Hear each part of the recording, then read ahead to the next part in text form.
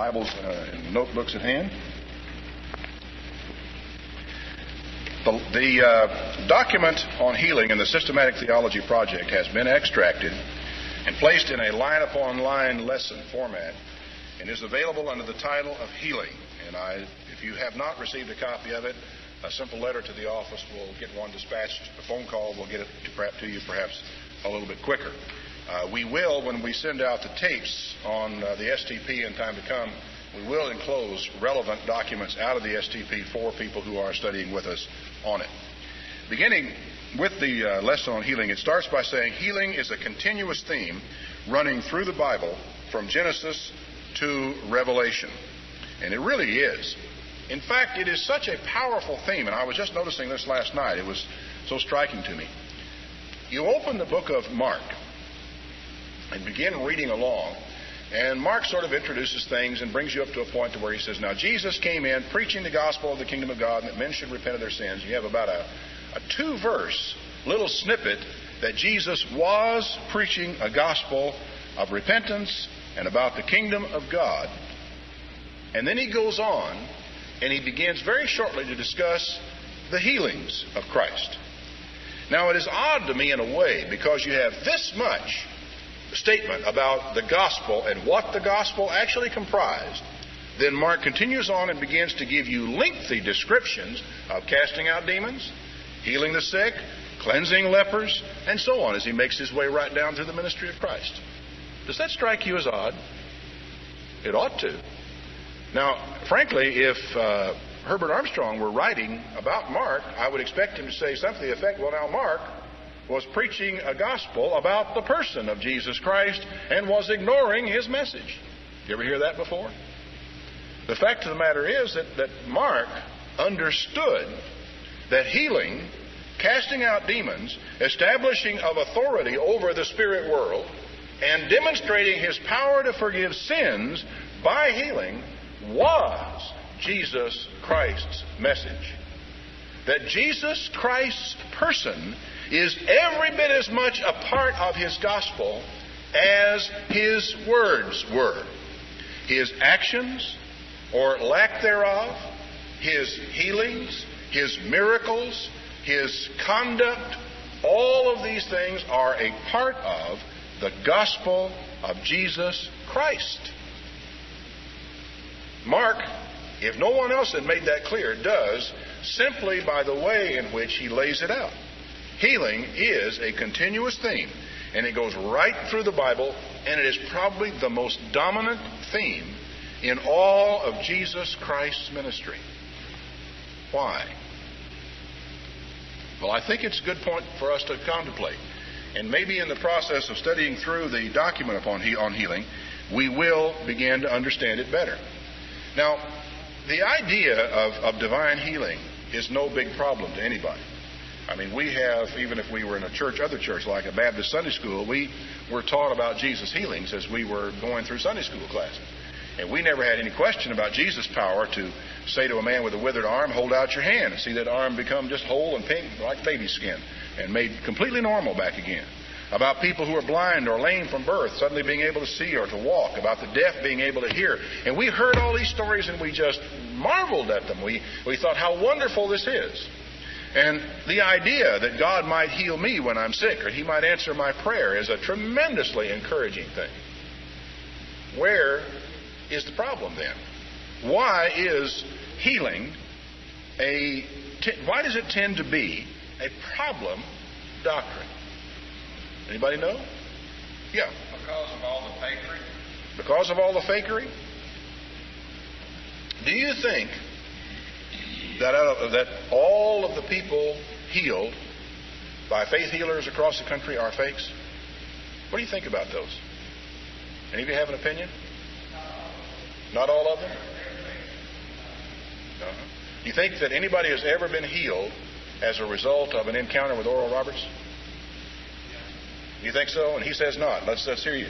Well, I have a personal experience. I had a new gospel message played for me. I was leading into that church. Yeah.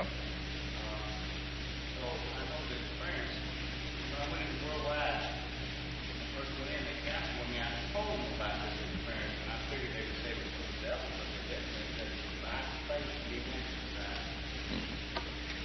And the reaction to that in the worldwide Church of God would have probably varied from minister to minister rather dramatically. As he said, for those of you who couldn't hear him, he was healed in a Pentecostal service or by a Pentecostal minister, even though he was not a member of that church. And that when he came to the worldwide Church of God, they acknowledged that it was his faith at work, and that might have been a divine healing, or acknowledged, I guess, that it was a divine healing from God. The truth of the matter is that any healing that does take place is from God. It isn't from the Pentecostal minister. Oral Roberts never healed anybody in his life, and oddly enough, Oral Roberts would tell you that. He doesn't claim that he is a healer.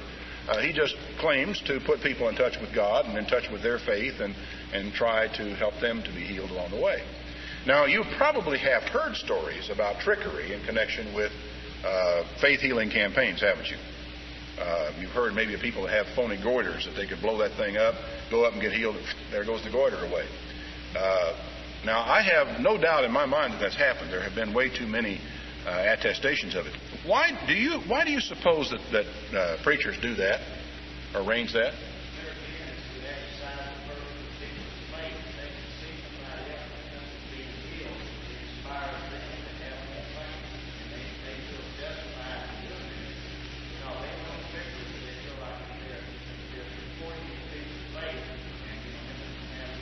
I think that's absolutely correct. Now, of course, there is going to be the occasional, total charlatan who sets it all up to make money and build his empire and do whatever he's going to do.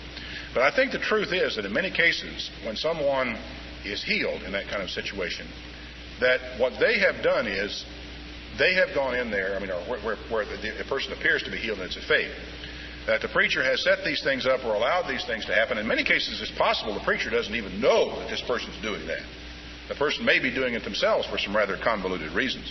But it could easily be set up.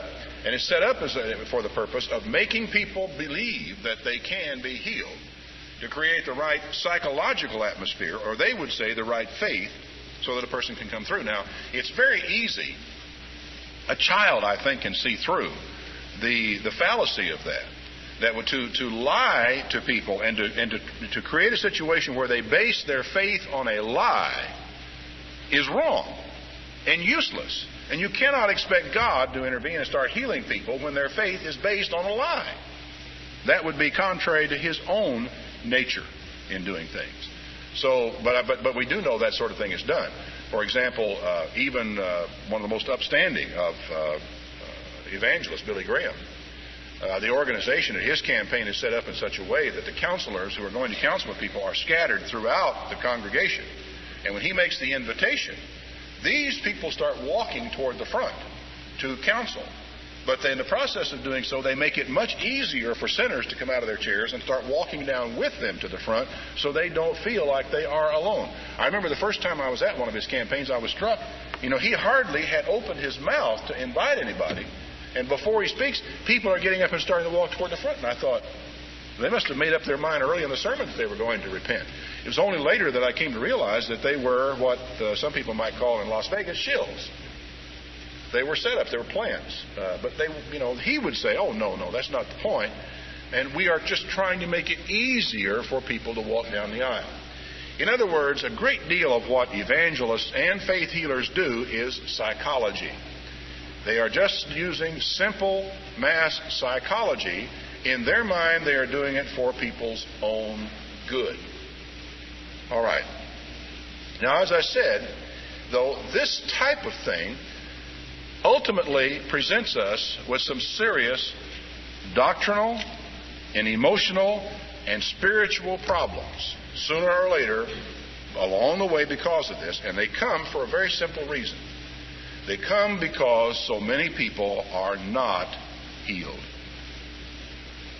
That's where the problem comes. Why do you suppose that is a problem? How would you define that part of the problem? You're going to be, faced, here. Many people in the church are not healed. Some people in the church are healed. How can this provoke? What kinds of problem can it give us? Anybody want to take a little chance here and give me a suggestion before I call on somebody? Have a third party looking at one person who was healed and another person who was not healed, and they can automatically come to the conclusion that one person was obedient, the other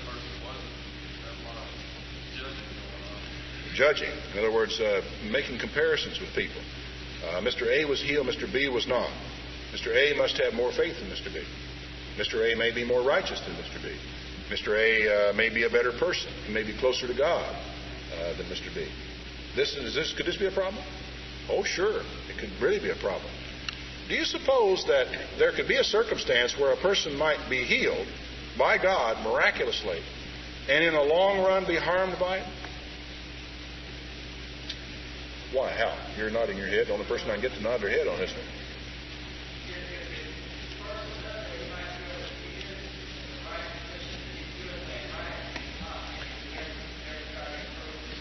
In other words, he looks upon healing as a divine stamp of approval. God approves of me. And He doesn't approve of you because you didn't get healed, but He approves of me. Nobody would ever do that, would they? Oh, yeah. Oh, yes. You know, it's been a surprising thing to me, and one of the most classic examples to me occurred in the first year of my ministry. And I was up in the hills of Arkansas visiting a lady in her home who had written in for a visit.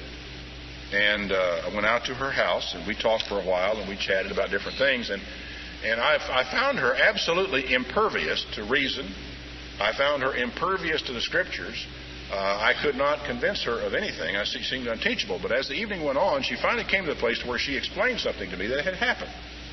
And she described an event and a personal healing in her life that was truly one of the most dramatic I had ever heard of. The details of it have fled me now, but I do remember the woman. I remember what was important out of the encounter. And it was not, oddly enough, the dramatic healing that she had been through. As she presented it, and if she was telling me the truth, and I really believe she was from her presentation, she had had a very dramatic visitation and miracle healing upon her from God. The problem was that she saw that as a stamp of approval from God for her belief system, all the things that she believed and knew at the time the healing took place. That, God would not have healed me if I had been wrong about that. Therefore, I must have been right about that. Therefore, what you're telling me out of the Bible and showing me out of the Bible cannot be true. It was one of the strangest things I have ever encountered, probably the most extreme illustration I've ever encountered. But I've encountered it in subtle ways and subtle situations ever since, of people who, strangely, are absolutely impervious to anything you want to try to tell them because they have had a miracle in their life, they have God's approval, and they are, I'm sorry to use the term, better than you are. Healing is sort of like a loaded gun, It's like a loaded gun, and it can do an awful lot of good, but if you point it in the wrong direction, somebody can get hurt. Yes, sir.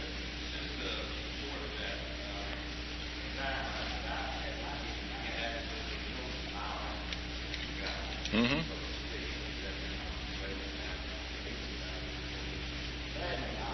Mm-hmm.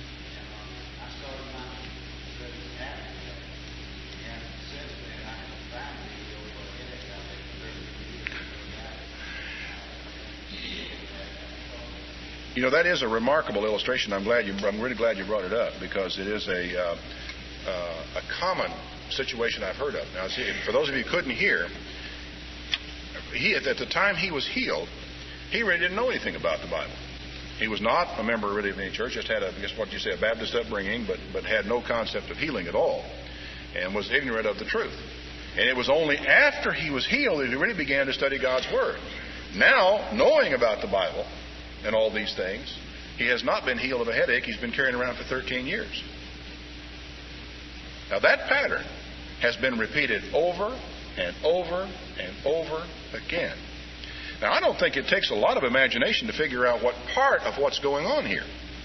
That in one sense of the word, by healing this man when he didn't know anything, God demonstrated that knowing something is not important and that I'm not giving any stamp of approval upon you in your present circumstance. It's like God heals me, therefore, I am validated right now. I don't ever have to grow. I don't ever have to change again. I don't have to become anything better because God is happy with me like I am. There's some people come to that conclusion, as irrational as that conclusion is.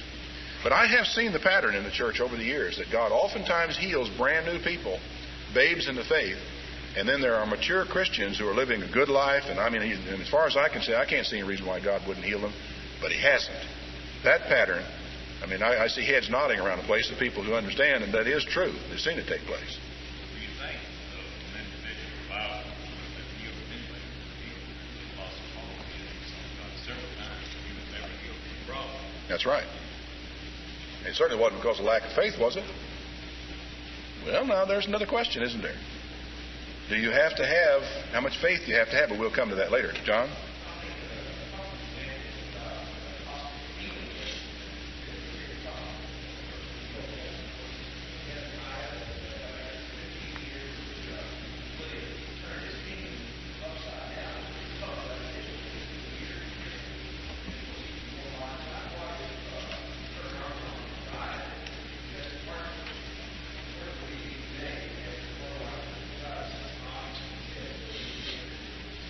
Yeah.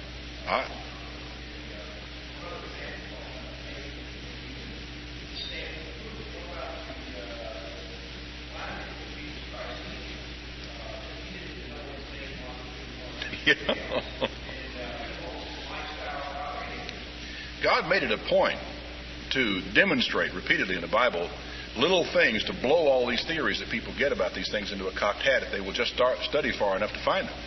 The illustration of Hezekiah is a very valid one. I've used it many times in sermons. That here's a man who had a very good reign, a record of a good reign, and in balance it remained that way. But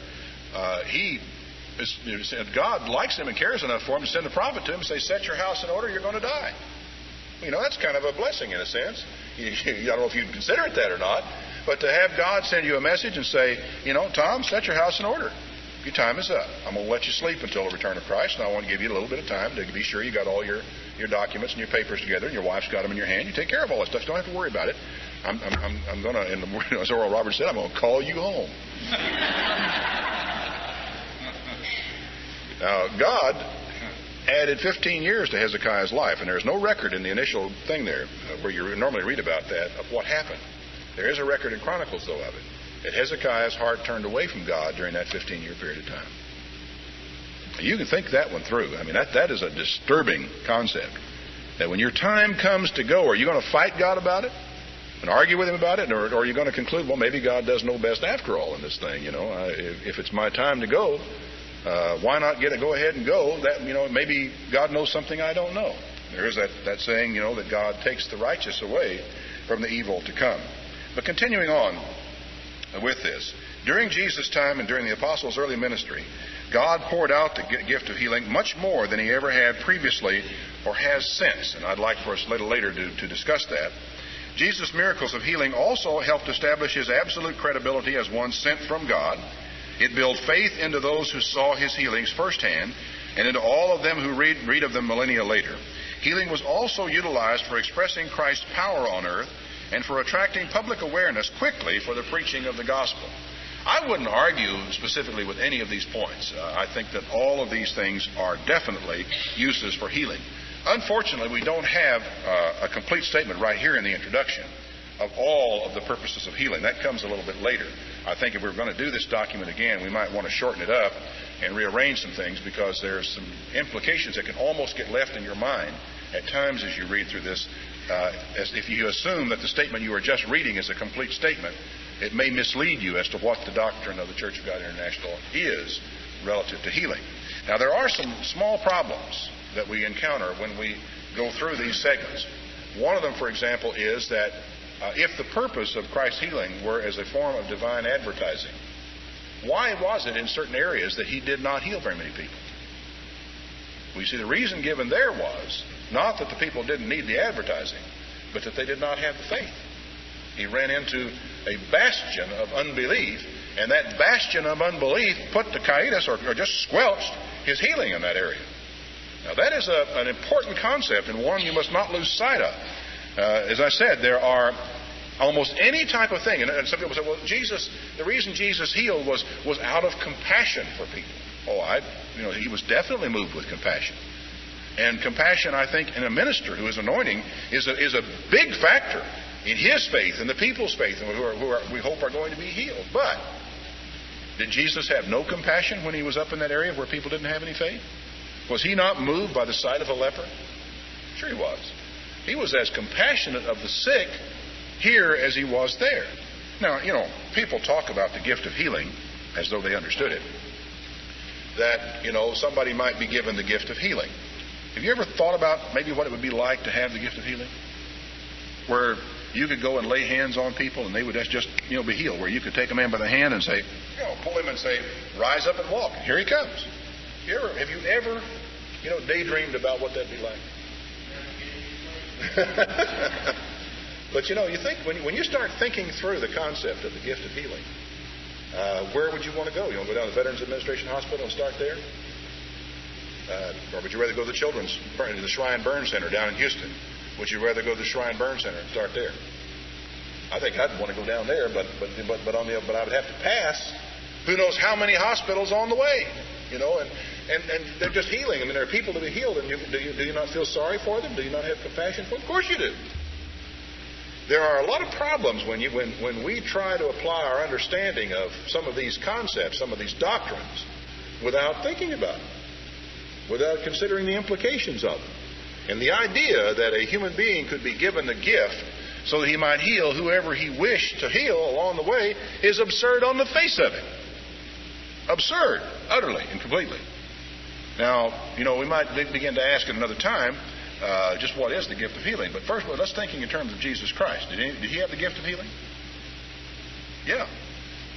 Then he didn't heal people in certain places, did he? He didn't heal every sick person in Judea when he was there. He healed a lot of them, but he didn't heal every one of them. And when he went into one country, he didn't heal very many people at all in the north because of their unbelief. They said, why, this is Joseph's son. He was born here. We watched him working at by his father's side. We saw him growing up around here. We saw him running up and down hillside and chasing the goats and the sheep and so forth. Well, this is just Jesus. And he didn't do any miracles to speak of among those people. It was because, not of his lack of compassion, but because of their unbelief. So it's so easy. I mean, I don't know very many doctrines where there is a broader area of folklore kind of connected with it, for which there are so many illustrations to blow those pieces of folklore into small pieces. It's a strange doctrine, and an enormous amount of misunderstanding has grown up about this doctrine over the years.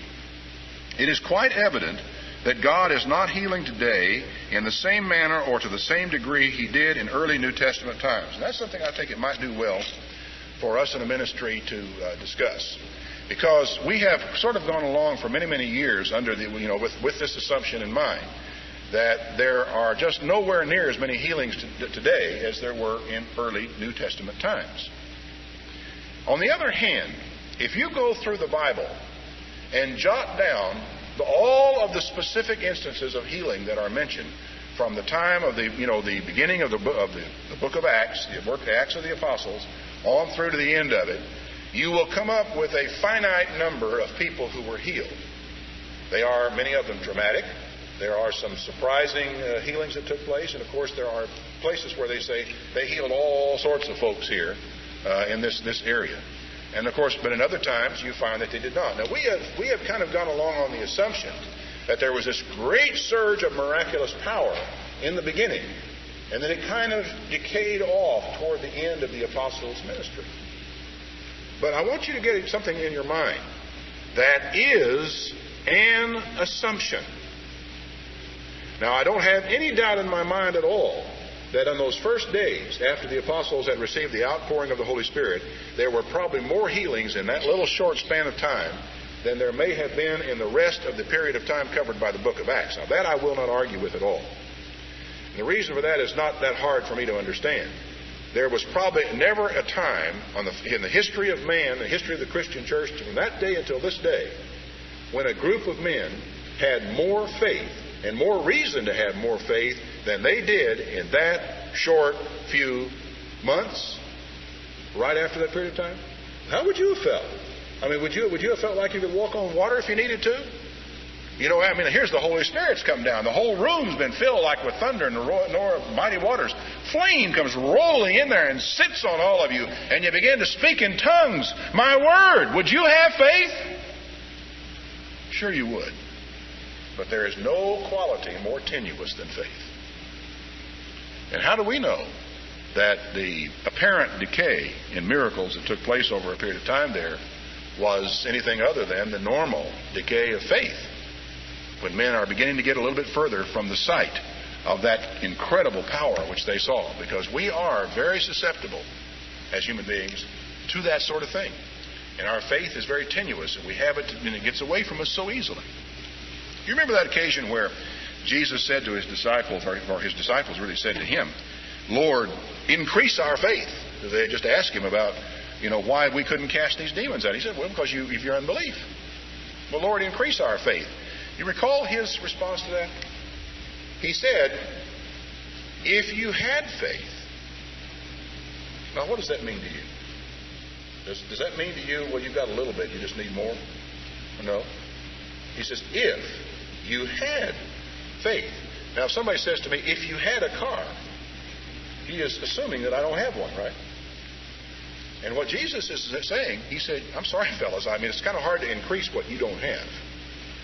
If you had faith like a grain of mustard seed, you could say to that mountain right across there, be removed and cast into the sea, and it would go. Have you moved any mountains lately? Or you could say to a tree right out there, be plucked up by the roots, and out it would come. I have never in my life plucked up a tree with my faith. Have you? So I say, do I have faith? Yeah. But, boy, it's not even a grain of mustard seed's worth. And sometimes it's here, and sometimes it's not. But I can tell you for sure that the day after Pentecost, I bet I could have healed somebody. No, I wouldn't have been healing them, but I bet they could have been healed under my hands. Because the faith would have been flowing like a mighty river. Now, what's funny about this is that in some cases that faith flowed into and over and healed people who didn't even know it was coming. Knew nothing about Jesus Christ, knew nothing about his teaching, knew nothing about nothing, and put their hand out thinking, well, I'm going to get some money from this guy as he's turning in my direction. And the guy walks up to him and says, whom he had never seen before, didn't know, fellow, silver and gold I don't have any. But what I do have, I give you. In the name of Jesus Christ of Nazareth, rise up and walk. His faith didn't have any faith. Not relevant. But what was relevant was the faith that was in Peter when he did that. And I'll tell you, it's inspiring. It's moving right down to the core of your being to realize what was going on. Now, then the next thing I want you to think about, and it might be worth it your time to do it, is once that surge is past, and you take a look at what took place in there, and sort of total the whole thing up and see what is the sum total of healings that have taken place. Let me ask you a question. How many of you sitting in this room right now believe that you have experienced a miracle, a miraculous healing in your own life from God at one time or another? Okay? Now, do you suppose if we wrote all those down, it would make a pretty impressive record? I remember it hasn't been maybe it's been 15 or 20 years ago now. But there was a report came in that was attested by a number of people to Pasadena that one of our members back somewhere in, I guess it was in Pennsylvania, a steel mill town, working in a steel mill, had been working in an area where one of these big molten steel things had dropped or broken loose and fell and opened and put molten steel rolling out in this man's direction. And it came right up to him, rolled around his legs, and he was untouched. Do you think that'd make a book of Acts? If you make a modern book of Acts? Now, I want you to think about this a little bit. We may tend in our own mind to overbuild the original miracles of the book of Acts and to downplay what happens now. Is that possible? I think we all agree that it's possible. I think it's not only possible, I think it's happened. I think it happens in many of our minds, and I just don't, because we are afraid of God not healing us, we say, well, God doesn't heal very much today, and we start preparing ourselves for it not happening. Now, people don't do that, do they? You do it all your life. Every time something good happens to you, you start preparing yourself for losing it. It's deeply ingrained in us. There's a psychological quirk in every human being that ever lived, that we psychologically prepare ourselves for bad things happening to us sometime down the line. When things happen to us that are good, we say, well, there must be something wrong somewhere This is too good to be true. I don't deserve this. It will go away sooner or later. Now, that same human characteristic, I verily do believe, works, and it works deeply in all of us in this matter of healing. That we start getting ourselves ready not to be healed in order that we will not be disappointed. Now, to me, on the other hand, I think a great deal of harm has been done by people who have tried to work up faith in other people by lying, as we've already mentioned, by faking it so people will kind of get their hopes up and get a little bit encouraged by it. I think a great deal of harm has been done in that way because they have created a lot of false hopes in people, and then the rug has been jerked out from under them, and they have been hurt. Now, do you suppose that somewhere in all of this there is a balance? There is a balance between God's will, being able to prepare ourselves to be healed, but at the same time being willing to accept it if God chooses not to. Because you see, that's where this thing really gets down to. That is what it is really all about. It is not a matter of preparing yourself for failure or preparing yourself not to be healed. It is a matter of preparing yourself to accept God's will in the matter, whichever way that will happens to go. And it's a totally different frame of mind than that of defeat before you ever get started. It's not a faith killer. It is not a faith killer to pray, thy will be done. Most of us engage in a lot of faith killing, I think, in the process. And I think doctrines get structured around faith killing sometimes without really realizing or not really intending that to be what we are doing. Now, the doctrine in the Church of God on healing is there. It is pretty clear. I think most of us understand it pretty well. But in our heart of hearts, there creep in from time to time little nuances, little assumptions that I think are sometimes defeating on this matter of healing. Now, I said and read to you from the healing statement, it is quite evident that God is not healing today in the same manner or the same degree that He did in early New Testament times. Okay, yeah, in the first week. But it does not mean that there's any difference in the way God heals today than there was in later New Testament times, and even in Middle New Testament times, because I verily believe we have had a lot more miracles in the church, perhaps than any of us even realize, because we are not reading an after-the-fact account of a historian who went back and put it all together for us. I think that some of us would have the hair standing up on our head if we could read a careful, documented historical account of the working of God in the Church of God in the 20th century and what He has actually done and what He's accomplished. So let's keep that in our mind. And I may, we want to suggest that sometime we might want to rethink that little sentence and how we phrase that to be sure people understand that this is not intended, and it is not in the SDP intended, to be a preparation for not being healed. That's not why it is here. It is equally evident that the physiological knowledge and medical expertise at the end of the 20th century is far advanced over that of the middle of the first century, and certainly unrelated to the magical rites and potions of even earlier centuries. Consequently, Christians today can take full advantage of the latest information in health maintenance and the most modern techniques in health care, recognizing that such proper physical concern in no way detracts from one's faith in God. And this is one that we are going to want to talk about before this seminar is finished, because it is where a great deal of the misunderstanding and difficulty comes from. What does healing mean in the Bible? Now, there's in the STP and in some other things that I've seen from time to time, there's quite a little bit of talk about spiritual healing and physical healing.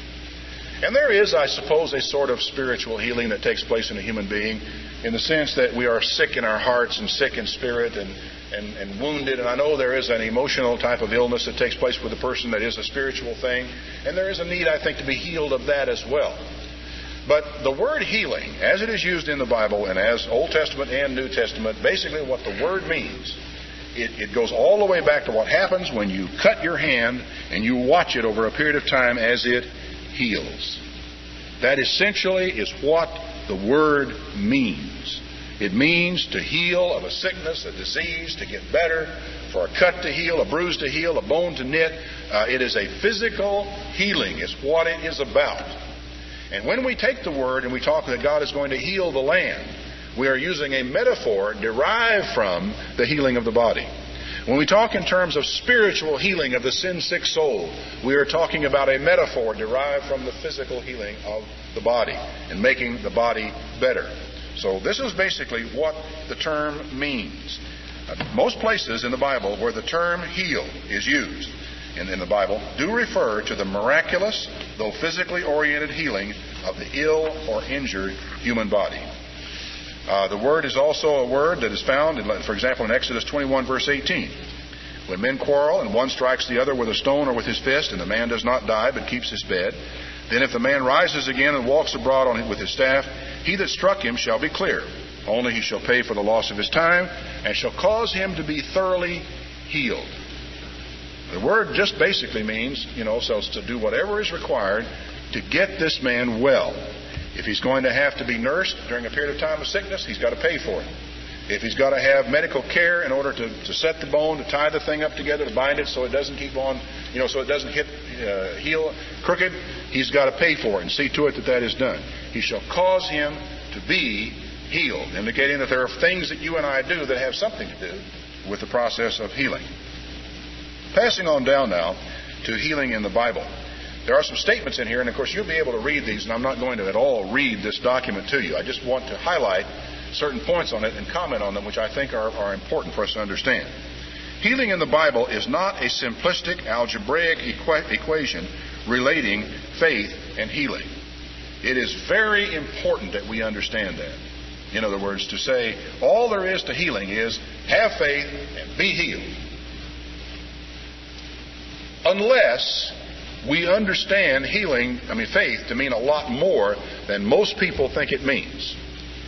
Because most people think, well, you just got to believe. You just got to get, unloose your faith or loose your faith and let God work. And if you'll just believe God will do this, God will heal you. Or if I can just convince you by preaching or by teaching or by counseling or by maybe pretending to heal somebody else, that if we can just get your mind right, that you can be healed. Faith is a lot more complicated than that. And the relationship between faith and healing is more complicated than that. And we are going to talk about it. God healed for different reasons in different circumstances. For example, God healed Abimelech when Abraham prayed for him. The funny thing about that was God had caused the problem in the first place because Abimelech had taken Abraham's wife. So you have a rather unusual situation, don't you? It had nothing to do with Abimelech's faith. It had to do with working out a thing that took place in history. We've already talked about Hezekiah. There's the example of Naaman, the head of the Syrian army, who was a leper and had leprosy at a time when there were all sorts of lepers in Israel, and God didn't send him or any of those other lepers up to Elijah to be healed. He sent Naaman, a Syrian, a foreigner, to him to be healed. Naaman comes to him, really doesn't even mean to come, doesn't want to go.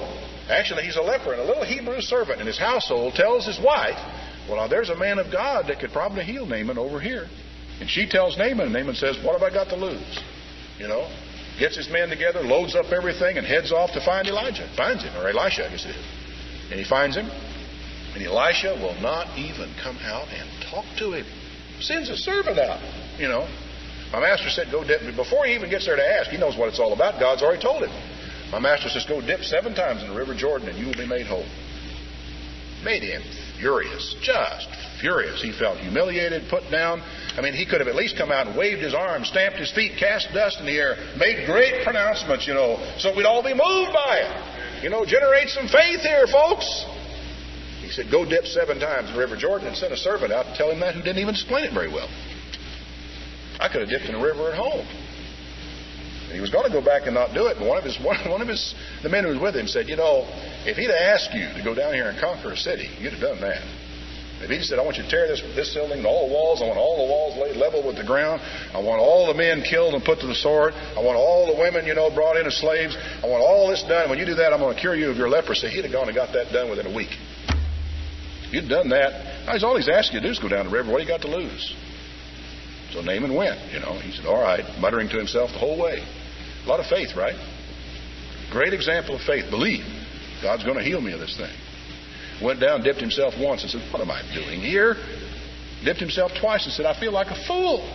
Dips himself the 3rd time, just muttering to himself the whole time. Dipped the 7th time and came up and looked at his hand. And it was clean. There was no leprosy anywhere on his body. Can you imagine how he felt about the possibility of having felt like a fool and quit after 3 dips or 6? But there was no faith at all. In fact, there was no faith anywhere in that transaction from the beginning to the end, not even on the part of Elisha. It wasn't faith with Elisha. He knew what was going to happen. God just appeared to him and said, this guy's coming to you. Tell him this. And so Elisha says, okay. So the man came to him. He told him that and he went his way. There was no faith involved. He did not know the man was coming. Didn't have to exercise any faith. We don't even know if Elisha was in a good attitude, a right frame of mind when all this took place. This to me is one of the most fascinating illustrations. And also fascinating at the same time is the fact that when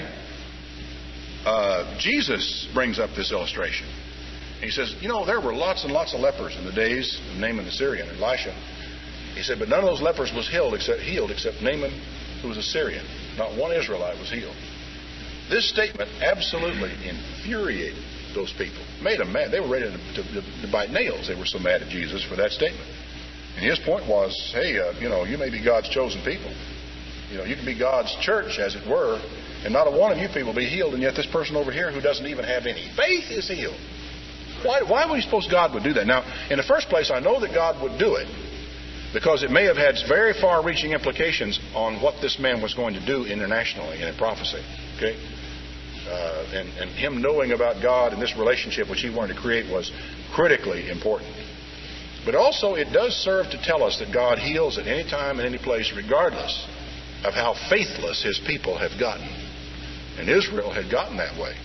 Israel was a long way down the line on their faith. None of the lepers in Israel were being cleansed. But one man from out of the country who had no faith at all was. Striking illustration. There are all sorts of examples in the Bible of this. And it goes on to say in the STP that several examples of non-healing are also recorded in the New Testament. Even during a time when special gifts were possessed by some and astounding healings were being performed elsewhere. You find Epaphroditus being ill and at the point of death, not being healed. Paul has to leave Trophimus. It might lead him sick. We're familiar with these illustrations. And we put these in here. The only thing I want you to understand, they're not in here to prepare you for not being healed. That's not the point. The point is to express to all of us so that we will understand that there is much more to this matter of healing than just a simple, switch that goes on and off relative to somebody's faith. That's why these things are here. Now, there are some scriptures also that are used, and these are, 2 of these in particular, are at the root of and a part of this whole, what shall I call it, anti-doctor or anti-medical science attitude that did get going in the church at one time. The first of these is a reference back in 2 Kings 1 and verse 2. I'd like to go back there for a moment. 2 Kings chapter 1. How are we doing on time, John?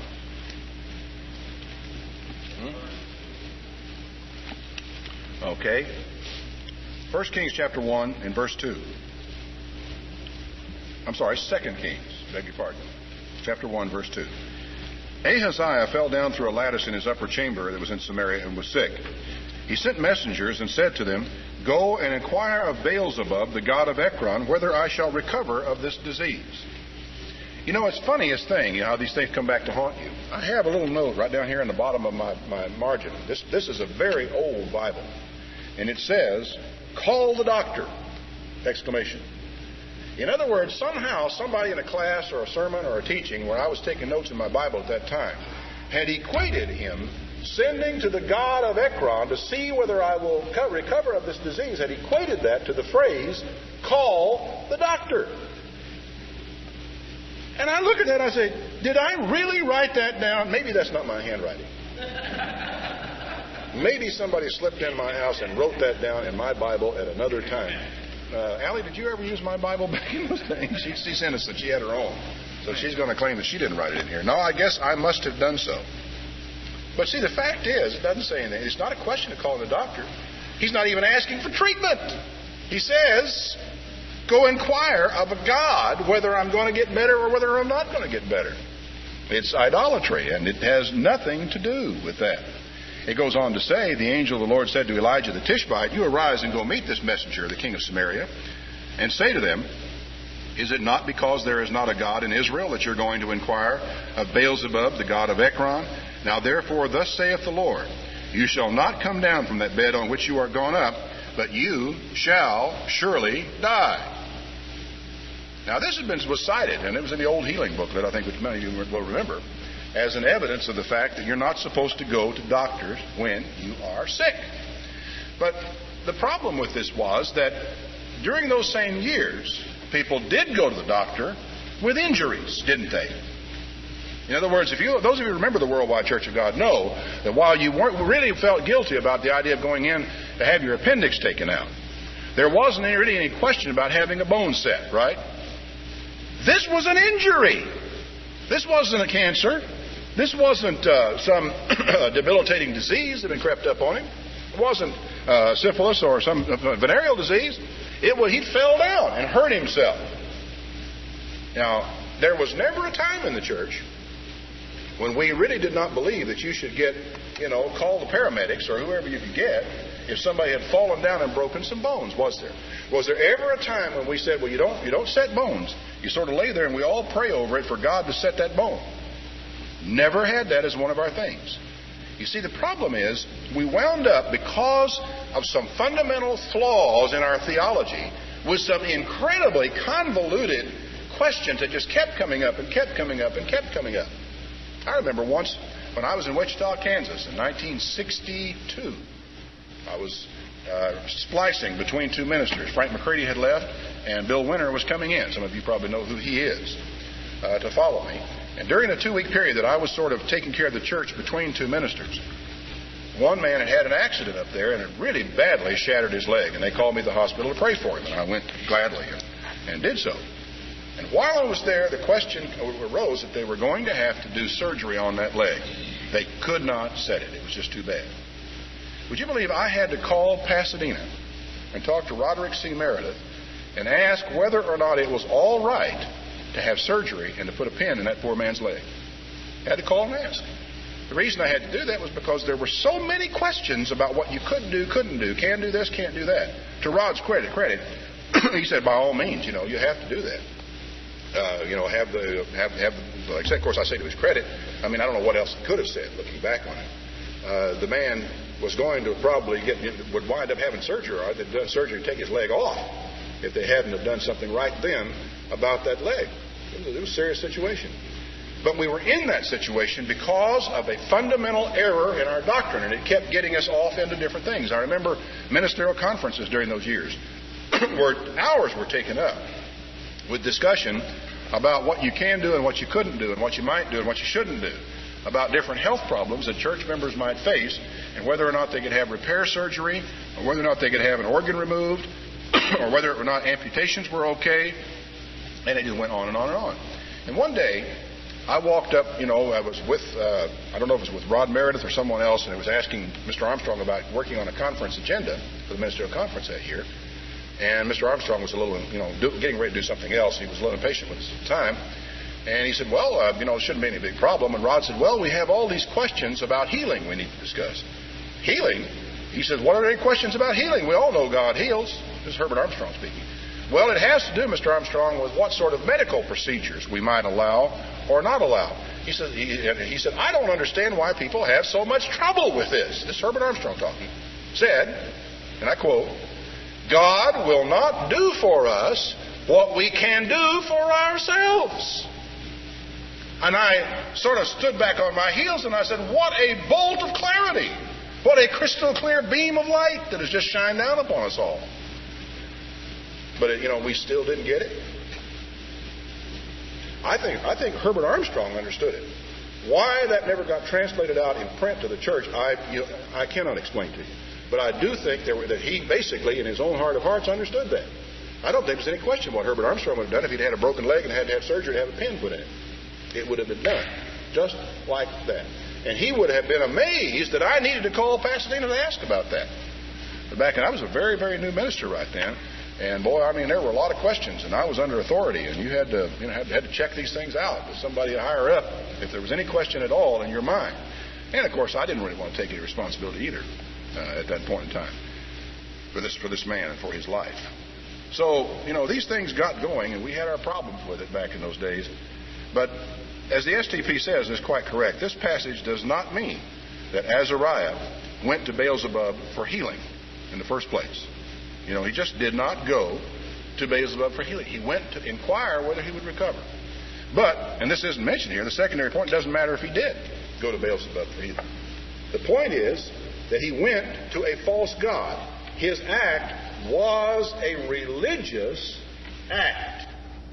They're going to a doctor to get a bone set or to get whatever the doctor is going to get done is not a religious act, is it?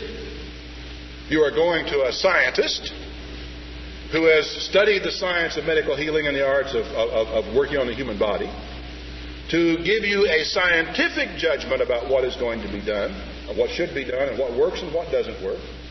And if you have a good doctor, he will say, now here's a particular medication that is used for this. 33% of the people who use this medication have a problem with it. They get diarrhea from it. 66% of them do not. There is a small chance of about 2 or 3% of people who take this medication get depression from it, but we're still not sure whether the depression is a result of the medication or that it's connected to the illness itself. Here are the numbers involved in this, and this is what I think would be good for you. This is a scientific approach. They always go by the numbers, the odds. In fact, any cancer doctor in the country will be able to quote you odds by the hour. Well, people with this cancer, what percentage of them get treatment, get well? This percentage of people who don't have any treatment get well. And it goes right on down through all the rigmarole of what it does. And then the average lengthening of life expectancy for people who go through this particular form of chemotherapy, it adds as a normal average about 3.5 years to their life. And he'll go through and give you all this stuff if you ask him for it. Now, some doctors will not, but that's between you and the doctor. That doesn't have anything in the world to do with the Bible, with God, or with anything else of that nature. It's just purely a matter of numbers. And it is not a religious act. You are not consulting a priest of Ekron. Remember, one minister in the Worldwide Church of God really used to enjoy referring to the college infirmary as the temple of Ekron, where the doctor was over there. The priest and the priestess of Ekron were the doctor and the nurse. It was, I don't know, I really, to this day, really don't know how much he had his tongue in his cheek when he actually was making those references. But there is nothing religious about medical science. If you want to, you can make a case out of doctors thinking they're God. But my word, so does your senator in some cases think he's God. The president can, sometimes gets God complexes. And, what does that have to do with anything? Not all doctors do. In fact, I think most doctors certainly do not. I have never met a doctor myself who I felt acted like God. I have heard of some. I have never met one. The gentlemen that I have had to do with, fortunately, have by and large been scientists, with the exception of one dentist who was a charlatan. He was a money grubber. He was finding things wrong to do in order to increase his revenues. And I, fortunately, got a different dentist shortly thereafter. Now, there are so many things in the Bible about healing that give you little clues along the way. One of the interesting ones is found back in 2 Kings 20.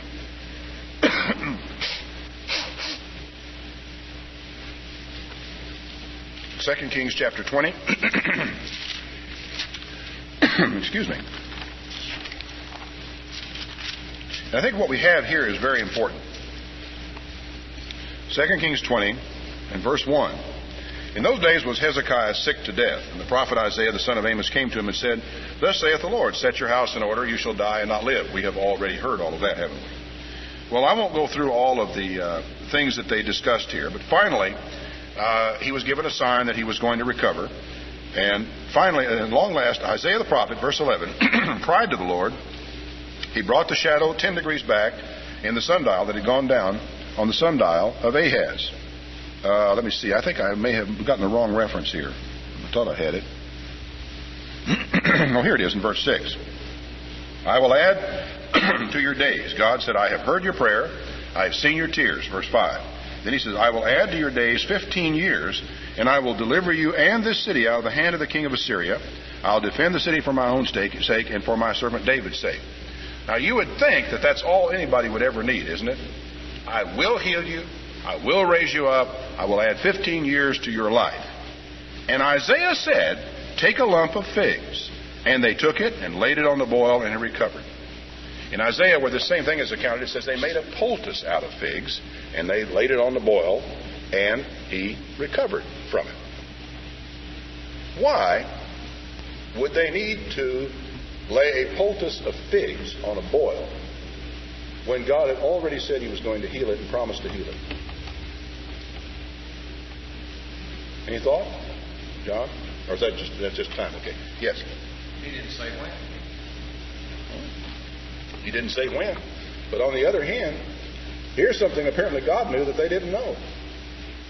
That a poultice of figs would make this thing better. You know, it would draw it to a head and he wouldn't die from it. And if God hadn't told them, they wouldn't have known to do it. Interesting, isn't it? Now, this is further interesting because in the case of Naaman the Syrian, we know there was no curative power in the water when he went up and down in the water, right? That's just water. It's old Jordan River water. You can go wash in it today if you want to, and it probably won't be that much different from what he washed in at the time he went over there. We know that to be the case. We know that whenever you call for anointing and we come and we anoint you with a little dab of it on your forehead, lay hands on you for healing, you get well. You know the oil didn't have anything directly to do with that, do you? The poultice of figs is not in that category because you don't know that about that poultice of figs. It was called a poultice in one case, which is the kind of stuff you mix together and you put on something so it will get better, right? I think this is a very important thing that we understand at this point in time. The problem that we run into in relation to medical science is not whether or not some healing ailment or something is a natural remedy or not. The conflict is between trusting God alone or what man can do for us. See, the conflict between going to the doctor and going to God is an either-or thing between what God does and what man does. Now, here is a situation where what God was going to do and had promised and said he was going to do was supplemented by what man does, and what God was going to do may have even been brought about by what man did. Interesting, isn't it, when you think about that? Now, there has been somehow or other created in people's minds over the years some kind of a concept that, well, this remedy here is natural, and this one here is unnatural, and the unnatural one might be a better way for us to go than for the unnatural remedy to go. Maybe it is, but it has nothing to do with faith, the Bible, or God's action. The conflict is between going to God or man, as though that were a problem. Regardless of whatever it is or what you might think the man might do. The argument, actually, to argue that this was a physical or natural remedy begs the question. The real argument is between faith and self-healing. That's what the argument is between. And there really is no argument with it at all, because here is healing with a physical remedy. The argument is between spiritual faith and physical works. Now, before we discuss this any further, I want to have us take a break because it's been an hour now since we started the tape. So if all of you would just stand up, take a little break here. I'd like for us to start again here in exactly 10 minutes. So if you take a look at your watch and be careful to be back.